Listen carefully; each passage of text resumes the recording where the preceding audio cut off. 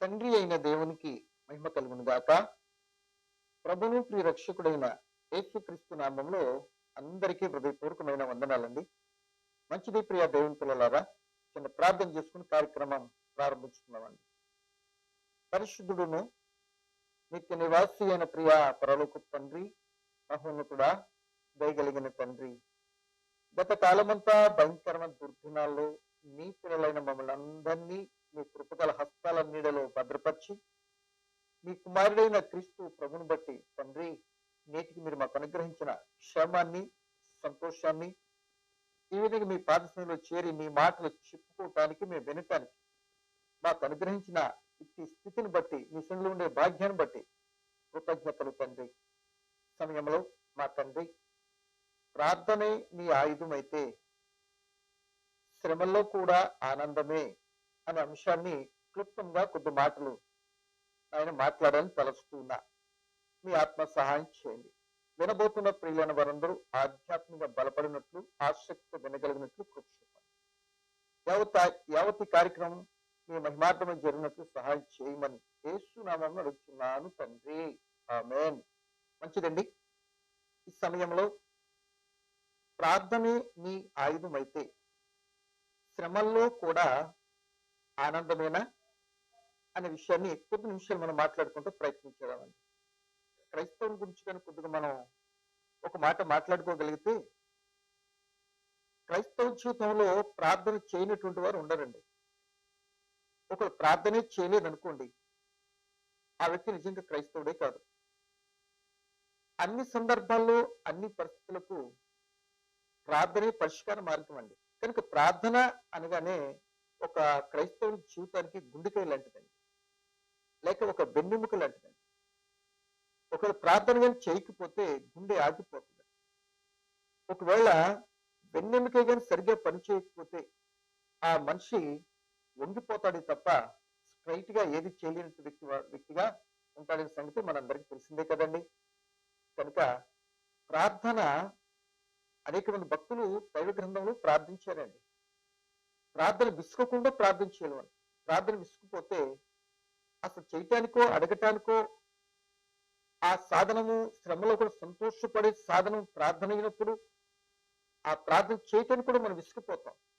అందుకే యేసుప్రభుల వారు లోకసూత 18వ అధ్యాయంలో ఈ మాట చెప్పారండి, విసుకగా ప్రార్థన చేయండి. మీరు నన్ను మీకు అడగటానికే విసుకైతే ఇంక ఇచ్చేవాడు నేనేమి ఇవ్వగలను? ఏమండి, అంతే కదండి. అలాగే పట్టుదల కలిగి ప్రార్థన చేయాలంటాడు కొలస్సీ సంఘానికి. ప్రియ దేవుని పిల్లలారా, ఆసక్తితో ప్రార్థన చేయండి అంటాడు.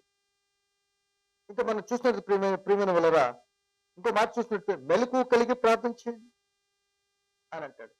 కనుక ఇవన్నీ ప్రార్థనలో ఉండవలసినటువంటి లక్షణాలండి. హన్నాని మీరు చూసుకున్నట్లయితే, అక్కడ ఒక అన్న పిల్లలు లేని కారణంగా వేదంతో కలత చెందింది. అందును బట్టి దేవుని సన్నిధికి వెళ్ళి తన హృదయాన్ని కుమ్మరించి దేవునితో చెప్పుకుంది, నాకు మగబిడ్డ కావాలి అని అన్నట్టుగా పొందుకుంది. తన బ్రతుకులో నింద నుండి తొలగించబడి ఆనందం వచ్చింది. అలాగే సొలొమోను గారి జ్ఞానం కావాలి అని కోరుకున్నాడు. అలాగే దేవుడు జ్ఞానాన్ని ఇచ్చాడు. ఆనాటి కాలంలో దేశ చరిత్రలోనే మంచి జ్ఞానవంతుడిగా పేరు ప్రఖ్యాతులు వచ్చాయి. సొలొమోను గారు ఏమన్నారంటే, నాకేం కావాలి? బలము కావాలి అని అన్నాడు, ఇచ్చాడు. అలాగే సూకరి కూడా ప్రార్థన చేశాడండి. పాపిని నన్ను క్షమించు అన్నాడు, క్షమించాడు, నీతిమంతుడిగా తెచ్చిపెట్టాడు. అంటే ఎన్నో అవసరతలు ఉన్నా పరిష్కారం ప్రార్థనగా మనకు కనబడుతుంది. చూడండి ప్రియ దేవుని పిల్లలారా, మరి పిపి పత్రికలో అపోస్తలుడైన పౌలు గారు తన జీవితంలో జరిగే సంఘటనని జ్ఞాపకం చేసుకుంటూ ఆయన ఫిలిప్పీ సంఘానికి రాసినటువంటి ఒక మాట నేను చదువుతున్నాను, చూడండి ఒకసారి. 4వ అధ్యాయము 4వ వచనం. ఎల్లప్పుడూ ప్రభునందు ఆనందించుడి, మరలా చెప్పుదును ఆనందించుడి, మీ సహనమును సకల జనులకు తెలియబడనీయుడి, ప్రభు సమీపంగా ఉన్నాడు, దేనిని గురించి చింతింపకుడి గాని ప్రతి విషయంలోనూ ప్రార్థన విజ్ఞాపనల చేత కృతజ్ఞతాపూర్వకముగా మీ విన్నపములు దేవునికి తెలియచేయుడి. ఏమంటాడండి ఇక్కడ? ప్రభునందు ఆనందించుడి. ఎవరైనా సరే నిజ ఆనందాన్ని పొందుకోనాలి అంటే పౌలు గారు చెప్తున్న మాట, తన జీవితంలో అనుభవిస్తూ చెప్తున్న మాట కూడా మనం అనుకున్నాలండి. ప్రభువునందు ఆనందించుడి అని ఇక్కడ చెప్పాడా? తదుపరి రోమపత్రిక 8 మొదటి వచనంలో అంటాడు, క్రీస్తునందున్న వానికి ఏ శిక్ష కూడా విధి లేదు. ఏమంటే అదే మళ్ళీ శిష్యుడు యోహాను గారు అంటారు, ఆయన మాటలు మన యందు, మనం ఆయన యందు ఉంటే మనకి ఏది ఇష్టం అడిగినా సరే ఇచ్చేస్తాడు. అది యోహాను గారు అంటారు, ప్రియ దేవుని పిల్లలారా, క్రీస్తునందు ఉంటే ధన్యులు. ఇక్కడ ధన్యులే, ఆ చనిపోయిన పరలోకంలో కూడా ధన్యులని ప్రకటన గ్రంథంలో చెప్తుంటాడు. సో ఇక్కడ చెప్పిన మాట, ప్రభునందు ఉంటే ధన్యులు, వారు ఎల్లప్పుడూ ఆనందించడానికి అవకాశం ఉంది అంటున్నాడు. ఇప్పుడు మనకు కావాల్సిన ప్రభునందు ఉన్నటువంటి వారు మాత్రం ఆనందం. ఈ ఆనందము బైబిల్లో ఎవరైనా పొందుకున్నట్లుగా ఉందా? మరి ఇప్పుడు ఎందుకు ప్రభునందు మాత్రమే ఆనందం ఉంటుంది, లేని వాళ్ళకి ఆనందం లేదు అంటున్నాడంటే, అసలు ముందు ఆనందం ఉండేటటువంటి స్థితిలో నుండి ఆనందం లేని స్థితిలోనికి వస్తుంటే మరలా ఇప్పుడు ఆ ఆనందాన్ని క్రీస్తునందు నేను ఇస్తున్నాను అన్నట్టు చెప్తున్నాడా ఏంటి అంటే, అవును అని చెప్పాలి. తండ్రి అయిన దేవుడు, ప్రియమైన దేవుని పిల్లలారా, ఏదైనా తోటలో ఆదాము గారికి అన్ని ఇచ్చేసాడు కదండి. దేని గురించి అయినా కంగారు పడవలసిన అవసరం ఏది లేదండి. సమస్తం ఇచ్చాడని, ఆనందమైన, శ్రమ లేదు, కలత లేదు, కలవరం లేదు, ఏమండి కన్నీరు లేదు, మరణము లేదు, అన్ని ఏది లేనటువంటి స్థితి ఎక్కడున్నది అంటే ఏదైనా ఉంది. ఆయన కేవలం ఆయన మాట ప్రకారం ఆ వ్యవసాయం సాగు చేయాలి, కాపాడాలి, అంతే కదా. కనుక అట్టి స్థితిలో ఎప్పుడైతే తను దేవుని యొక్క ఆజ్ఞను మీరాడు అప్పుడు ఎల్లప్పుడూ దేవుడిచ్చినటువంటి సౌఖ్యాన్ని, ఆనందాన్ని కోల్పోయాడు మనిషి. మొట్టమొదట ఎల్లప్పుడూ ఇచ్చే ఆనందాన్ని ఎందుకు కోల్పోయాడు మనిషి అంటే, దేవుని క్రమాన్ని తప్పాడు. దేవుడిచ్చిన దానికంటే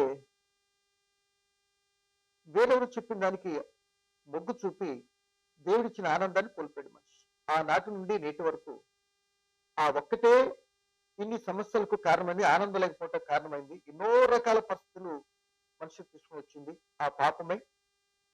ఆ పాపమే ప్రియ దేవుని పిల్లలారా ఆనందం లేకుండా చేస్తుంది మనిషి. కనుక కడపటి ఆదమైన క్రీస్తు ప్రభు వచ్చి భూలోకానికి, ఆ క్రీస్తు ప్రభు వచ్చిన తర్వాత ఆ పాపానికి వెల చెల్లించి ఆయనందు ఉన్నటువంటి ఎల్లప్పుడూ ఆనందపడేటటువంటి అవకాశాన్ని దేవుడు మనకి ఇచ్చాడండి.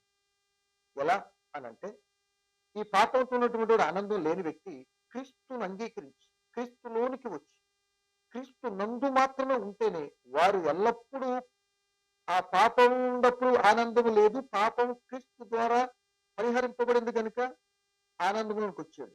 ఆనందాన్ని ఇచ్చినటువంటి లేదా నీతిమంతులు తీసినటువంటి ఆయన యందు ఉంటే ఎల్లప్పుడూ తన బ్రతుకు ఆనందమే ఉండటానికి అవకాశం ఉంటుంది. కష్టమైన, కలతైనా, కలవరమైన, వ్యాధైనా, ఇబ్బంది అయినా, ఏదైనప్పటికైనా సరే ఆ పరిస్థితులన్నిటిలో పాపం అంటకుండా ఉంటాడు కనుక, ఒకవేళ ఏదైనా కష్ట నష్టాలు వచ్చినాయి అంటే దేవుని బట్టి వస్తాయే తప్ప నీకు నువ్వు చేసుకుంటానికి పాపం చేయటం లేదు కదా. ఆ స్థితిని బట్టి రావు కనుక ఆ వ్యక్తి ఎప్పుడు ఆనందిస్తాడండి. దేవుని బట్టి ఇటువంటి శ్రమ పొందే అవకాశం ఇచ్చాడు దేవుడు. దేవుని బట్టి ఇటువంటి పనులు చేస్తాడని వచ్చినప్పుడు ఇటువంటి అవమానం కలిగించడానికి అలా ఓర్చుకునేటువంటి విషయాలు ఎన్నో పాఠాలు నేర్పించాడు. ఆ శ్రమ పరిస్థితులు దేవుడు అనుమతించి కొన్ని పాఠాలు నేర్పించి రెండంతలు దేవునికి పాత్రం చేయటానికి అదే ఆనందం కొరకే వస్తే తప్ప వేరే దానికి రావాలి అని ఇక్కడ మనం బాగా గమనించాలి. ఈ మాటను బట్టి నా ప్రియమైన సహోదరుడా, సహోదరి ఆలోచించి, అంటే ప్రభునందు మాత్రమే ఆనందం. ఏమండి, దేని గురించి చింతపడవద్దు. ప్రార్థనా విజ్ఞాపనలు చేత ఏం చేయాలట, కృతజ్ఞతాపూర్వక దేవునికి మనం ఏం చేయాలి, మన విషయం తెలియపరచాలండి, చెప్పుకోనాలి, చెప్పాలి. తప్పనిసరిగా ఏం చేస్తాడంటే, ఆ చెప్పటం కారణంగా నువ్వు శ్రమల్లో ఉండా, నువ్వు కష్టాల్లో నష్టాల్లో ఉండా, నీకు ఇబ్బంది, కష్టము, నష్టము కలగకుండా ఆయన చర్య తీసుకొని నిన్ను ఆనందింపచేస్తాడు.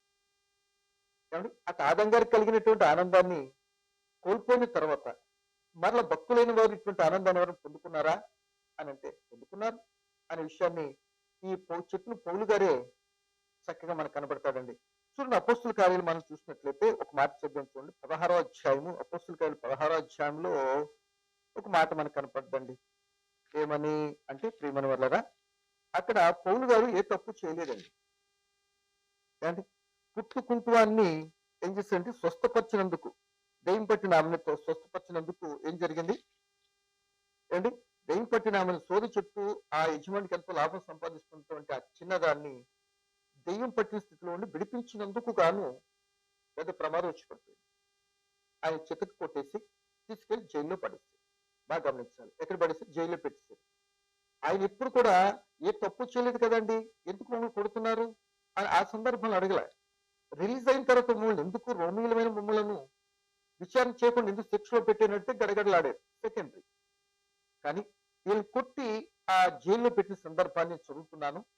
ఆ జైల్లో ఉన్నప్పుడు అంత బాధలో, అంత కఠినమైన పరిస్థితులు ఉన్నప్పుడు ఈ పౌలు శీలలు ఏం చేశారో, ఇదేనా నిజమైన ఆనందం ఎల్లప్పుడూ అని అంటే మనకు అర్థమవటానికి ఒక చక్కటి ఉదాహరణ అండి.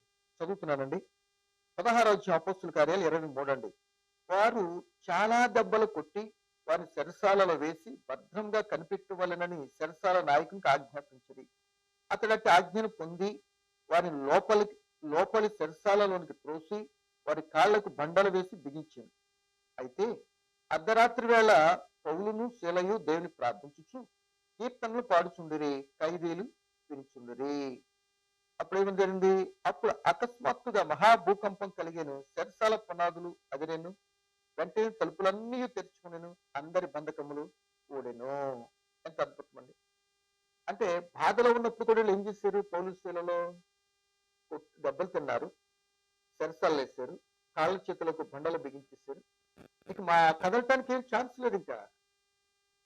అప్పుడు ఆ సమయంలో నోటికి ఏం తాళం వేయలేదు కనుక, ఆపలేరు కనుక ఆ నోటితో ఆయన కీర్తనలు పాడుతూ ప్రార్థించారట. ఏమండి, ఎప్పుడన్నా ఇలా ఆలోచించారా? ఇంత బాధలో ఉండి కూడా, అంత దెబ్బలు తిని కూడా, తిన్నది కూడా ఆయన కొరకే, ఆయన చూస్తున్నాడు కదా విడిపించలేడా అన్న ఆలోచన రాలా. ఆ బాధలో ఉండి కూడా వీళ్ళు ఏం చేశారంటే ప్రార్థన చేశారండి. వీళ్ళకి సంతోషం వచ్చిందా లేదా? అంటే ఆ బాధలో కూడా దేవుని స్తుతిస్తున్నారు అని అంటే, మరి దేవుని నిందించలేదు, దేవుని మీద మాకు ఎందుకు ఇలా జరిగిందని ఏదో కంప్లైంట్ చేయలేదు, లేకపోతే అక్కడ ఉన్న సందర్భం మమ్మల్ని ఎందుకు కొడుతున్నారు అని అనుకోని అనలేదండి. సహనంతో సహించి ఓర్చుకొని ఆ దెబ్బలు భరిస్తూ ఆ జైల్లో ఏం చేసి తెలుసా, దేవునికి ప్రార్థన చేశారండి, కీర్తనలు పాడారండి.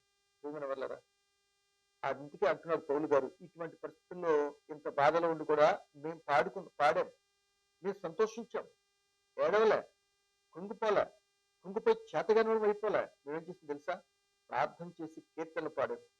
అలా బాధలో ఉండి కూడా కీర్తనలు పాడితే మామూలు బంధకాలు వాళ్ళ జీవితంలో వాళ్ళు చేసుకున్న దాన్ని బట్టి వాళ్ళకి శిక్షగా వచ్చిన బంధకాలు ఉన్నాయి, వారి బంధకాలు ఊడిపోయింది, వాళ్ళు రక్షణ పొందుకున్నారు, వాళ్ళు విన్నారు ఆ మాటలు అంటున్నాడు. ఆ రోజు జైలు అధికారి కూడా దుఃఖము రక్షణ. కనుక మనకు కావాల్సింది ఇట్టి భయంకర పరిస్థితి వాళ్ళ జీవితంలో అందిస్తున్న వాళ్ళు ఏం చేసి తెలుసా, పాటలు పాడి ప్రార్థించి. ప్రియమైన వాళ్ళరా, సరే చూడండి, సంఘం అత్యాశక్తితో ప్రార్థించినప్పుడు చెరసాలు ఉన్న పేతురు గారు కూడా విడుదల పొందారు. ఇప్పుడు మనకు కావాల్సింది ప్రార్థన మన ఆయుధం అయితే, శ్రమల్లో కూడా మనం ఏం చేయొచ్చు, కీర్తనలు పాడుకుంటూ ప్రార్థన చేసుకుంటూ ఉండినట్లయితే తప్పనిసరిగా ఆ బంధకాలు అన్ని కూడా ఏమైపోతే ఓడిపోయి ఆనందించగలుగుతాం. కష్టాల్లో కూడా ప్రార్థించాలి అని మనకు అర్థమవుతుంది. ఎల్లప్పుడు చేయొచ్చు అంటే సుఖంలోనే మనం ప్రార్థన చేస్తాం, అన్ని కలిగినప్పుడు మనం ప్రార్థన చేస్తాం, ఎంతో హాయిగా ఉండటానికి ఇష్టపడతాం. బైబిల్ చెప్తున్న మాట, లేకపోతే భక్తులు వారి జీవితంలో అనుభవించిన ప్రాక్టికల్ గా అనిపించినటువంటి తీరు రాయబడి. మరి రోజు నీ నా పరిస్థితి, ఇప్పుడు కష్టం కలిగితే ప్రార్థన చేయాలి, ఇప్పుడు జ్వరమో నలతో కలతో కలిగిందంటే ప్రార్థన చేయండి అని ఎవరి మీదకో తోసేస్తాం. ఏమండి, ఎంతవరకు కరెక్ట్ అండి? మరి నువ్వేం చేస్తావు? కలిగిన బాధ నీకు నాకు ఎవరికే వాళ్ళకే కదా. మరి వాళ్ళు చేస్తే ఏమవుతుంది? నీకు ఉండాలి కదా, డాక్టర్ ప్రిస్క్రిప్షన్ రాస్తాడు, టాబ్లెట్ ఇప్పుడు వేసుకో అప్పుడు వేసుకో అప్పుడు వేసుకొని, అది నువ్వు కదా తినాల్సింది. అలాగే శ్రమలలో ఉన్నప్పుడు పిల్లలారా పౌలు శీలలు ఏం చేశారంటే కీర్తనలు పాడి ప్రార్థన చేశారు. వెంటనే ఏమని వారరా ఆ బాధలో కూడా ఆయన స్థుతించే మనసు కలిగిన వ్యక్తిగా ఎన్నో శ్రమలు పౌలు గారి జీవితంలో వచ్చినాయి. శ్రమలన్నిట్లో కూడా తన జీవితంలో పోరాడి విశ్వాసం కాపాడి గెలిచేది తప్ప ఓడిపోలే. సువార్త ప్రకటించకపోతే నాకు శ్రమ. మనకి ఇప్పుడు సువార్త ప్రకటిస్తే మనకు శ్రమ, మనకే ఇబ్బంది. ప్రకటిస్తే మనం ప్రాణం పోతాం అనుకో మనం ఇంట్లో కూర్చోండి. ఆ రోజు పౌలు గారు చెప్తున్నమాట, సువార్త ప్రకటించకపోతే శ్రమ, ప్రకటించినందుకే శ్రమ వచ్చింది. శ్రమలో కూడా వీళ్ళు ఏం చేశారంటే వారు ఏం చేశారు, చక్కగా ప్రార్థించారు. ఈరోజు నువ్వు నేను కూడా అలాగే దానియేలు గారిని కూడా మనం ఆలోచన చేస్తే ఆయన జీవితంలో కూడా ప్రార్థన చేయకూడదు అని రాజు ద్వారా ఒక శాసనం వచ్చిన ఆ శాసనాన్ని లెక్క చేయకుండా దినమునకు ముమ్మారు తన జీవితంలో దానియేలు గారు మరణ శాసనం వచ్చేసింది. ఆ మరణ శాసనం రాయబడిందన్న సంగతి కూడా దానియేలు గారికి తెలుసండి. ఆయన వీళ్ళు ప్రార్థన చేయకూడదు 30 దినాలు ఏ ఒక్క దేవుని దగ్గర కానీ ఎవరి దగ్గర ఎవరు దానియేలు 6:10 ఇట్టి శాసనం సంతకం చేయబడినని దానియేలు తెలుసుకునినను అతడు తన ఇంటికి వెళ్లి యథాప్రకారం అనుదినం ముమ్మారు మోకాళ్ళు తన ఇంటి పై గది కిటికీ యెరూషలేము తట్టు తెరవబడి ఉండగా తన దేవునికి ప్రార్థన చేస్తూ ఆయన స్తుతించుచు వచ్చాను. అంటే యెరూషలేము తట్టునకు తెరవబడి ఉండగా ఏది తన కిటికీలు ప్రార్థన చేస్తూ ముమ్మారు ప్రార్థన చేశాడు. వెంటనే ఆ జీవో తీసుకొచ్చినటువంటి వాళ్ళందరూ వచ్చి పట్టుకున్నారు, తీసుకుని వెళ్ళి సింహభవనంలో పడేశారు. అప్పుడు ఏం చేశాడు దానియేలు గారు, అమ్మో నాయన అన్నాడా? అక్కడ కూడా సంతోషంగా అనిపించి సంతోషంగా ఉన్నాడు, కంగారు పడిపోలే. వెంటనే సింహాల నోళ్లను ముంచాడు. ఏం చేశాడండి, సింహాల బోనం తీసుకొచ్చి ఆనందం పట్టిస్తాడు. ప్రియమైన వాళ్ళరా, కీర్తనకారుడు అంటాడు 119:71 శ్రమ నుండి ఉండుట నాకు మేలు అయ్యను అంట. తప్పనిసరి దేవుని చిత్తాన్ని అనుసరించినట్లుగా అంటే ప్రార్థిస్తూ ఆ కష్టాల్లో కూడా కుంగిపోకుండా మనం ప్రార్థన చేస్తే ఆ శ్రమలే దేవుని బిడ్డ మన ప్రార్థన ఆయుధం ద్వారా జయించి 2 అంతలు దేవుని పొందటానికి ఒక సాధన అవుతుంది. అందుకే దేవుడు నీ కుటుంబంలో వ్యక్తిగత తీసుకున్న శ్రమలను అనుమతించాడు. కృంగిపోకు.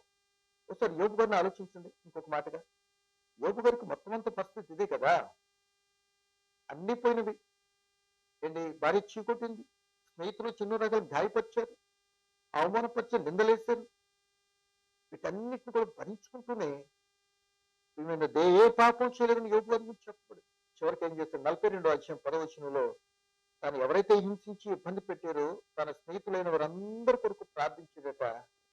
తప్పనిసరిగా ప్రార్థన ఆలకించిన దేవుడు ఏం చేశాడు, తనకి 2 అంతలు దేవుని ఇచ్చాడు. ఈ మాటను బట్టి కష్టాల్లో కూడా పౌలు గారు యోబు గారు ఏం చేశాడు, మరణ పాశం తన మీదుగా వెంటాడుతూ ఉన్నట్టు అనిపించినా లోకులందరూ కూడా అయిపోయాడుగా యోబు సంగతి, భక్తిపరుడు కాదు అందుకే దేవుడు ఎలా శిక్షించాడు, ఇన్ని రకాల స్నేహితులు అందరూ అనుకున్నా కానీ తన భక్తి ఏంటో, తన యథార్థత ఏంటో, తన జీవితం ఏంటో తనకి దేవునికి తెలుసు. కనుక అందరూ అనుకున్నది ఒకలా ఉంటే వాళ్ళందరూ బీట్అవుట్ చేసి దేవుడు ఏం చేసేది 2 అంతలు దేవుని ఇచ్చి ఆ ఎదురుగుండా వాళ్ళందరి నోళ్ళు మాత్రం మోయించేస్తాడు కదా. దేవుని బిడ్డ కంగారు పడకు, దేవుని చిత్తాన్ని చేయాలి. కష్టాల్లో కూడా మనం ఏం చేద్దాం, ప్రార్థన చేయాలి. ప్రార్థన చేసినప్పుడు తప్పనిసరిగా ఆ శ్రమలో ఆనందాన్ని దేవుడు మనకిస్తాడు. శ్రమను చూసి పరిస్థితి కుంగిపోతే ఏం చేయలేని వారుగా మనం అయిపోతాం. కనుక అలా ఎంతో మంది భక్తులు వారు కలిగిన కష్టాలను బట్టి, కలతను బట్టి, కలవరాన్ని బట్టి ఒక్క పాపం ద్వారానే ఇవన్నీ సంభవించే కనుక దాన్ని పరిష్కరించుకొని మనం నడుస్తున్నప్పుడు లోకం దృష్టి ఎందుకు మనకు కూడా ఎన్నో కష్టాలు రప్పించడానికి ఆ భక్తిలో నుండి తొలగించి పాపం చేయటం దేవునికి దూరపరచడానికి ఎన్నో వస్తుంది. వాటన్నిటిలో మనం చేయవలసింది ఏంటంటే ప్రార్థన. జీవితం అంతా కూడా అన్ని పరిస్థితులకు ప్రార్థన చేసుకుంటూ వెళ్ళాడు. ఎక్కడ లొంగిపోలేదు. ఎన్ని కష్టాలు ఏదైనా ఎక్కడ కూడా శాతాన్ని ఎదిరించాడే తప్ప ఆ ఓర్చుకుని సహనంతో తండ్రి దేవునికి మొరపెట్టుకొని విడుదల పొందాడు తప్ప ఎందుకు నాకు ఈ శ్రమలు వచ్చాయి అని చెప్పాలి. ఆ క్రీస్తుని కలిగిన మనం కూడా లోకంలో శ్రమని చెప్పాడు కనుక ఆ శ్రమల గుండా వెళ్ళిన యేసు ప్రభు ఎబ్రీ పత్రిక 5:7 అంటాడు, ఇదే శ్రమల గుండా నడిచిన విధేయత నేర్చుకున్నాడు. దేవుని బిడ్డ ఈరోజు మనకు వచ్చిన శ్రమలు బట్టి కృంగిపోకండి, వస్తాయి. ఆ శ్రమలు ఆనందంగా ఉండాలి అంటే, ఆ 2 అంతలు దేవుని పొందాలి అంటే, ఆ 2 అంతలు దేవుని పొందటానికే నీ జీవితంలో కొద్ది శ్రమ కలిగిందేమో, కొద్దిగా ఇబ్బంది కలిగిందేమో, కొద్దిగా చిన్న గాయమైందేమో, నెమ్మదిలేని పరిస్థితి నీ జీవితం వాటిల్తుందేమో, ఆర్థిక శారీరక నలిగిపోయేవేమో, కొద్దిపాటి దాన్ని ఓర్చుకుంటే మన చేతిలో గొప్ప ద్రోహం కార్యం జరగకుండా ఆ కష్టాలన్నింటిలో కూడా అప్పుడు కూడా దేవుని సన్నిధిలో మనం కనిపెట్టి విసుకుపోకుండా ప్రార్థన చేస్తే తప్పనిసరిగా దేవుడు విడిపిస్తాడండి. వాగ్దానం చేసి నమ్మదగిన వాడు. అలా ప్రార్థించి తిరిగి నిలబడితే ప్రార్థించినప్పుడు పట్టుదలతో మరి ఆసక్తితో మరి ప్రియ దేవుని బిడ్డలారా అన్న కావాలని ఏడ్చినప్పుడు ఆ బాధలన్నింటిని తప్పించేది తప్ప ఎవరిని విడిచిపెట్టాలి. ఈ రోజున నీకు కలుగుతున్న బాధ నాకే కలిగింది అనుకుంటూ అది దేవుడు నీ జీవితంలో రెండంతలు మీ దీవెని పొందుకుంటాడు. ఒకవేళ నువ్వు ఆ ఏరియాలో సాక్షిగా ఉండటానికి అందుకే దేవుడు అనుమతించాడు. ఏదో నేను తప్పు చేస్తాను, ఏదో అయిపోయింది అని ఇంకెందుకు కంగారు పడ ఏం కాదు. కొద్ది రోజులు ఒప్పుకోండి. ఆ గాయం కలిగినప్పుడు మాత్రం దేవుని దగ్గరగా చేరటానికి ఆ ప్రార్థన పూర్వకం దైవ వాక్యం చూపుతూ దేవుళ్ళు ఎదగటానికి ప్రయత్నించారు. అంతేగాని ఎవరెవరి మీద ఆధారపడటం, వీరు రాలేదు వారు రాలేదు కుంగిపోవద్దు. దేవునికి ఇచ్చిన ఆపర్చునిటీ, దేవునితో సాహసం చేసేటటువంటి విషయంలో దేవుడు ఆ గాయాన్ని ఆ విధాన్ని అనుమతించేయడేమనుకున్నా అలా ఆ విధంగా అర్థం చేసుకున్నాను. దేవుని దగ్గరికి వెళ్ళడానికి ప్రయత్నించి తప్పనిసరి కృషి నా జీవితంలో ఎన్నో అనుభవించింది. ఇది అనుభవపూర్వకంగా చెప్తున్న మాటేనని నాకు అనిపిస్తుంది. కనుక ఈ కష్ట నష్టాల్లో కూడా మనం ఏం చేయడం అంటే సంతోషంగా ఉండాలి అంటే తప్పనిసరిగా ఆయన యందు మనం ఉండాలి. ఆయన ఎందుకు ఉండాలి అంటే విడిపించబడి ఏ పాపం లేకుండా మనం ఉన్నప్పుడు లోకంలో ఎన్ని శ్రమలు ఎన్ని వచ్చినా ఇదో పౌలు శీలల వలె, దానియేలు గారి వలె, ఆ యొక్క యోబు గారి వలె ఆయన ఎందు ఉన్నాం కనుక అట్టి శ్రమలు అనుమతించిన దేవుడు నీకు అట్టి పరిస్థితులలో కూడా నేను విడిచిపెట్టకుండా అది కాదు నష్టం కలగకుండా అట్టి సమయంలో కూడా నీ మనసు కుంగిపోకుండా అంటే ఆనందం వచ్చినప్పుడు మనం సంతోషించాం ఆయన ద్వారా కలిగిందని, ఆనందం లేనప్పుడు కొంత గాయం కలిగినప్పుడు కూడా ఆయనే పెట్టి సంతోషించేట్టు మనసులోనికి రావాలి. క్రైస్తవ కీడు మేలు కూడా దేవుని దగ్గర ఉన్నట్టు కొన్ని అనుమతిస్తాడు దేవుడు పరీక్ష. కాబట్టి పెద్ద మనసు అర్థం చేసుకుని కుంగిపోకుండా మనందరూ పెంచడం అంటే ఎంత భారం అంటే రాని, కష్టం అంటే రాని, మనుషులకు చెప్పి వీళ్ళకి చెప్పి వాళ్ళకి చెప్పి కృంగిపోయేవాడు. అలా సందర్భాల్లో హేళనగా ఎన్నో రకాలుగా నీ జీవితంలో మాట్లాడేరేమో. వద్దండి చెప్పాల్సిన ఆయనతో మనం చెప్పుకోండి. ఆయన అంటున్నాడు విసుకుపోవద్దు. నచ్చు ప్రార్థనా విజ్ఞాపన ద్వారా కృతజ్ఞతాపూర్వకంగా ఏ చింత లేకుండా నా మీద వేయంటున్నాడు కదా, ఆయన వేసి చెప్తే అది అంత తొలగించి మంచి కృతజ్ఞత. ఈ మాటలు ఉన్న సోదరుడా సహోదరి, ఇంకా నీ జీవితంలో ఆనందించేటటువంటి లోక సంబంధమైన మీద ఆనందించి ఆధ్యాత్మిక సంబంధం నరకం తెచ్చుకునే స్థితిలో ఉన్నవి గుర్తెరిగి ఈరోజు శాశ్వతమైన శ్రేష్టమైన ఆనందం క్రీస్తు ధరిస్తే అటు ఆనందాన్ని పొందుకోగలం. ఇంకా క్రీస్తు ధరించిన మనము చిన్నాటికి ప్రలోభాలు లొంగిపోకుండా అన్ని సందర్భాలు దేవుడు విడిచిపెట్టడు అని ప్రార్థనా మనం పైన చెప్పుకుని ఆ కష్టాల్లో కూడా దేవుళ్ళు ప్రార్థించి మంచి మనసు కలిగిన వారిగా జీవించే కృప ఆత్మ తోడ్పాటు మనకి ఇవ్వాలని కోరుకుంటూ ఈ నా మాటలు ముగిస్తున్నానండి. పరిశుద్ధుడైన పరమ తండ్రి, సమయంతో వాక్యము నా మా అందరిపై ఫలింపచేయాలి. వినిన మాటల్లో ఉన్న పరమాత్మ ఏంటో మీరు గమనించుకోండి. మీ చిత్తమేమో ఎరిగి కష్టాల్లో పరిస్థితుల్లో కూడా మీరు విడిచిపెట్టండి. మీ భక్తులైన వారిని విడిచిపెట్టకుండా నష్టం కలగనేయకుండా ఎల్లప్పుడూ ఆనందించేటువంటి సాధన నీ అందున్నప్పుడు మాత్రమే అని ఆలోచించడానికి ఇచ్చిన కృపను బట్టి నీ అందున్నటువంటి వారికి కూడా శ్రమలు వస్తాయి, అప్పుడు ఆనందమే తప్ప కీడు కాదు అని భక్తుల ద్వారా మేము విన్నాం. కలుగుతున్న పరిస్థితుల్లో మేము ఆలోచించుకున్నాం. కలుగుతున్న పరిస్థితిని బట్టి కృంగిపోకుండా ఆ సమయంలో ప్రార్థనాపూర్వకం నీకు మనవి చేసుకుని నువ్వు వైపు చూసే కృప నేను విడుదల పొంది ఆనందించే భాగ్యం మాకు ప్రసాదించి మరొక అవకాశం ఉంటే మరొకసారి కలిసినందుకు నీ కాపుదలు అందరితో ఉంచమని